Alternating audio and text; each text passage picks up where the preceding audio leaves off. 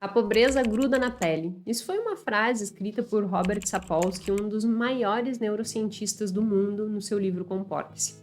Em outras palavras, a pobreza ela não é um acidente.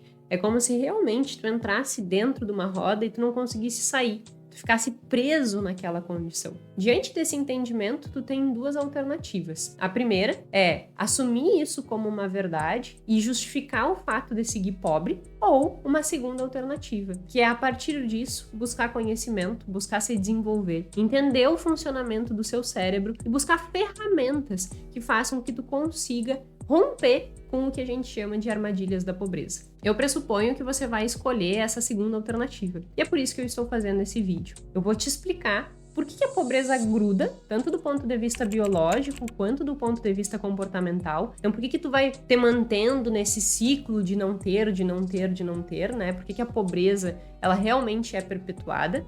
E depois eu vou te trazer ferramentas para que tu consiga definitivamente romper com esses ciclos e construa riqueza. Então essa é a construção desse vídeo. Sem mais delongas, vamos entender por que a pobreza gruda. Do ponto de vista biológico, eu peço que você pense uma criança se desenvolvendo em uma circunstância de realmente falta de recursos financeiros. Então essa criança, ela não sabe se ela vai ter comida disponível amanhã, ela não sabe, em termos de segurança, se ela vai ter uma vida segura, se ela vai ter acesso a conhecimento, a educação. Então ela vive numa circunstância efetivamente adversa. Como que tu acha que se desenvolve o cérebro de uma criança que tem dificuldade financeira? O que os estudos apontam é que essas crianças, elas acabam tendo deficiência em 3 áreas do cérebro: a amígdala, córtex pré-frontal e hipocampo. Óbvio que tem outras áreas também que são afetadas, mas no geral, os estudos que avaliam todas as perspectivas destacam essas como as principais. Claro que pode ser que no teu caso, tu não tenha tido uma vida na infância tão escassa. E aí depois eu vou falar sobre pessoas que apresentam comportamentos de perpetuar a escassez, mas que não viveram nessas condições tão adversas na infância, mas que também têm prejuízos. Logo chegarei lá. Antes vamos entender esses prejuízos.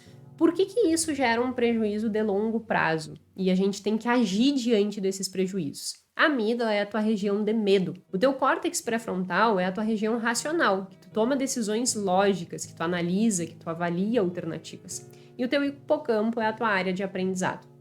Olha só o que acontece. Digamos que tu já esteja adulto, mas que na vida infantil passou por essas dificuldades. Ao passar por essas dificuldades na infância, a tua amígdala, ela acaba mais ativa. Então, a tua área, teu centro de medo, ela é mais ativo. O teu córtex pré-frontal é mais desligado. Ou seja, tu racionaliza menos, tu consegue ter uma capacidade cognitiva menor, tu consegue ter um equilíbrio emocional menor. Então, qualquer coisa que aconteça na tua vida, tu é mais reativo. Por quê? Tua amígdala, centro de medo, ela é mais alerta, e o teu córtex pré-frontal tem uma probabilidade de desligar mais. E aí tu tem uma menor capacidade de regular as tuas emoções, porque tu não consegue racionalizar para tomar uma decisão. Tu acaba sempre agindo nos impulsos. Então, isso leva a reações comportamentais. Pessoas que têm uma vida infantil com dificuldade financeira acabam sendo mais impulsivas, acabam apresentando menor controle emocional, exatamente por essas dificuldades, essas deficiências que são fisiológicas. Uma outra dificuldade é, inclusive, no hipocampo. A capacidade de aprendizado dessas crianças também fica prejudicada. O hipocampo ele se desenvolve de uma forma mais lenta quando se tem dificuldades financeiras. Então, do ponto de vista biológico, realmente há limitações que as pessoas que viveram essas adversidades acabam enfrentando. E do ponto de vista comportamental, além dessa questão da impulsividade, que pode ser apresentada tanto por pessoas que viveram uma adversidade lá na infância, quanto por pessoas que hoje, na vida adulta, estão passando por dificuldade financeira, ou seja, se tu não consegue pagar todas as tuas contas, se tu vive uma escassez financeira, o que é uma escassez financeira? Tu não tem recursos suficientes para arcar com a condição de vida que tu gostaria de ter. Então, tu tem uma escassez financeira, tá faltando dinheiro no teu bolso. Se tá faltando dinheiro no teu bolso, infelizmente, o que as pesquisas mostram? Que tu acaba sendo mais impulsivo. Ah, eu já não tenho mais dinheiro mesmo, então Já que eu não tenho mais condições, já tô ferrado mesmo, mais um pouco não vai ter problema. E aí tu segue gastando de forma completamente irracional, de forma completamente impulsiva. Isso acaba perpetuando a pobreza na tua vida. Um outro ponto muito interessante, pensa num funil. Na literatura a gente chama de túnel da escassez, mas vamos tentar fazer uma analogia com o funil que fica mais fácil de entender. Pensa que existe um funil e que tudo que tu coloca aqui em cima do funil sai lá embaixo. Tudo junto, misturado num único buraquinho, né? Então pensa só, teu amigo te convidou para sair. Se tu tá com essa escassez financeira, dificuldade de pagar as tuas contas, teu amigo te convidou para sair, tu vai pensar, não posso, tô sem dinheiro. Teu amigo te convida para fazer uma viagem, não posso, tô sem dinheiro. Tu pensa em abrir um negócio teu, lá embaixo sai, não posso, não tenho dinheiro. Tu pensa em fazer um novo projeto, iniciar uma nova coisa que tu ainda não conseguiu, não posso, não tenho dinheiro. Então qualquer possibilidade que exista na tua vida cai no não posso, não tenho dinheiro. Isso se chama tunelamento, não tem uma tradução melhor, mas nada mais é do que um funil mesmo, porque existe um afunilamento atencional. A tua atenção, ela tá toda direcionada para a falta de dinheiro. E aí, se nós vincularmos isso com as deficiências biológicas, que a gente tem menor capacidade de raciocínio, vai perpetuar ainda mais a pobreza, porque tudo na tua vida acaba sendo direcionada a tua atenção para a falta de recursos financeiros. Tu não busca soluções, tu simplesmente vive aquela condição precária de estar dentro daquele ciclo da escassez. Outro ponto muito interessante e que as pesquisas comprovam, pessoas que têm dificuldade financeira acabam não fazendo planejamento de longo prazo. Então não estabelecem objetivos, não estabelecem metas. Por quê? Porque ela pensa assim, como é que eu vou pensar no meu futuro daqui a 1 ano, 2 anos, se eu não consigo nem pagar a conta de luz desse mês? E o que gera isso, né? Gera um prejuízo ainda maior. Porque se eu não me planejo para o futuro, eu não sei que comportamentos eu tenho que empregar para melhorar e me direcionar para o meu objetivo. Então eu sigo agindo de forma completamente inconsequente. E isso é um outro fator que faz com que essa pobreza ela seja perpetuada. E por fim, mas não menos importante, tu não tem autocontrole. Porque tu sempre tá pensando assim, eu já tô ferrado mesmo, mais um pouco não vai fazer a menor diferença. Então tu não pensa de forma racional, eu não vou gastar com isso, eu não vou gastar com aquilo. Eu já tô ferrado, então eu vou gastar mesmo. E aí tu não tem um autocontrole sobre o teu dinheiro. E tudo isso leva o quê? A dívida.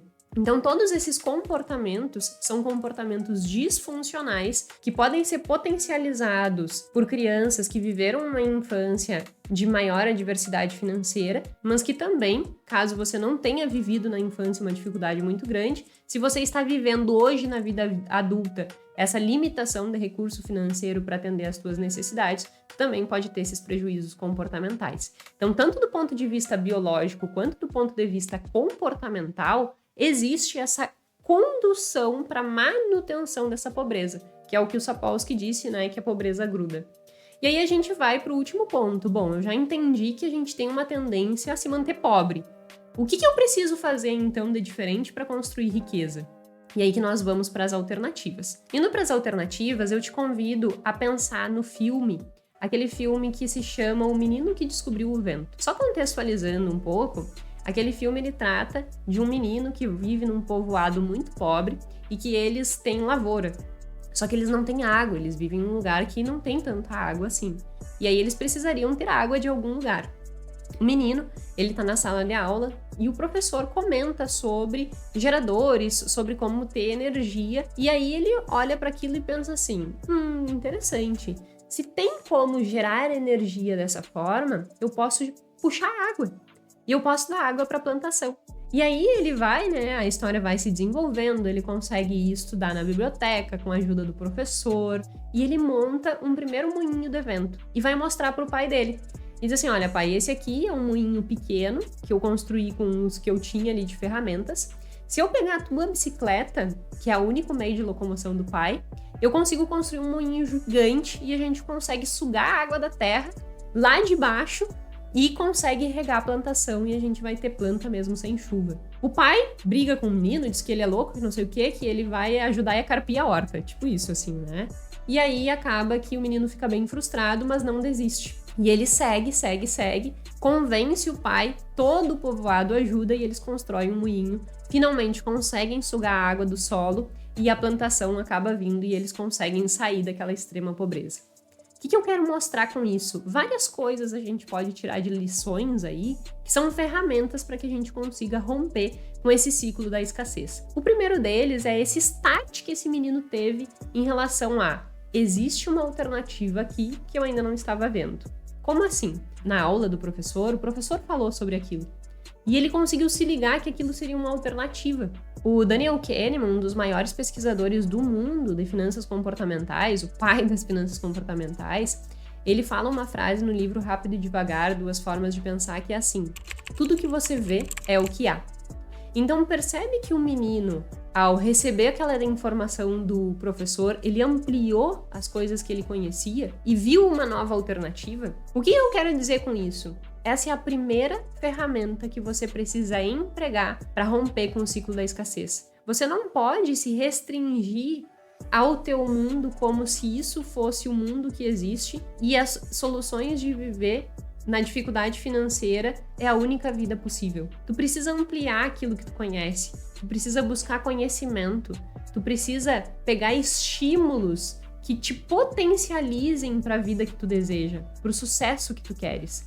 Se tu seguir vivendo exatamente a vida que tu vives, seguir sem estudar, sem buscar conhecimento, sem se desenvolver, fazendo exatamente a coisa que tu faz, não espere ter resultados diferentes. Portanto, busque conhecer novas coisas, porque isso vai ampliar as tuas possibilidades e vai gerar resultados diferentes. Nesse mesmo sentido, já indo em relação ao que eu falei de que as pessoas com escassez têm mais dificuldade de planejar, no momento que tu amplia o teu conhecimento sobre o mundo, tu também ganha mais robustez para desenvolver planejamento.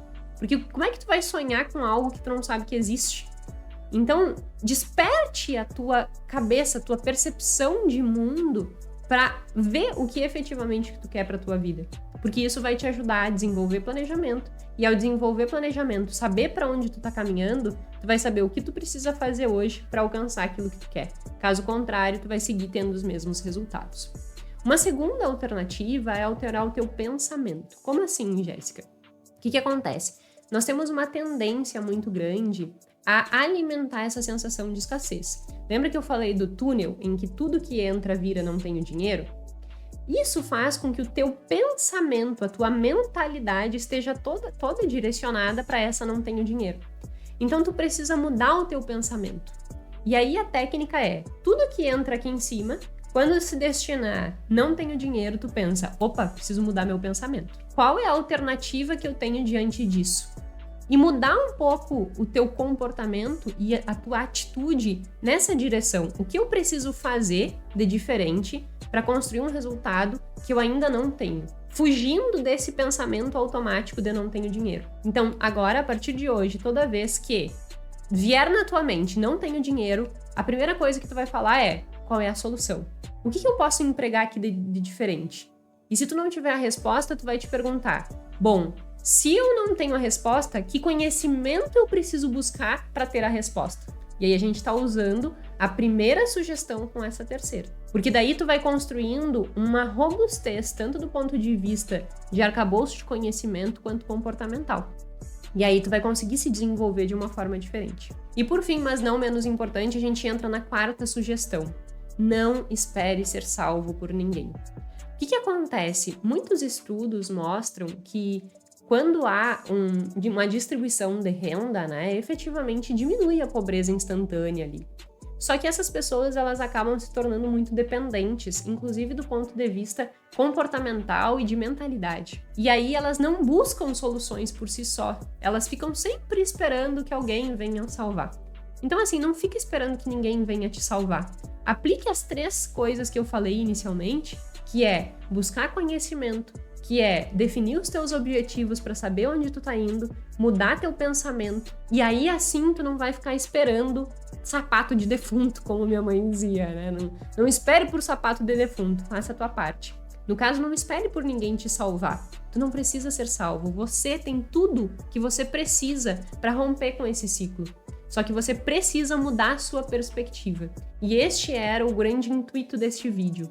Te alertar para que você consiga mudar essa perspectiva, para que você busque coisas diferentes para ter resultados diferentes e de uma vez por todas consiga construir riqueza. Eu espero que esse conteúdo tenha sido útil para você, que você tenha entendido o motivo pelo qual a pobreza por vezes ela é perpetuada e como você precisa dar os primeiros passos para construir riqueza. Meu muito obrigada e até o próximo vídeo.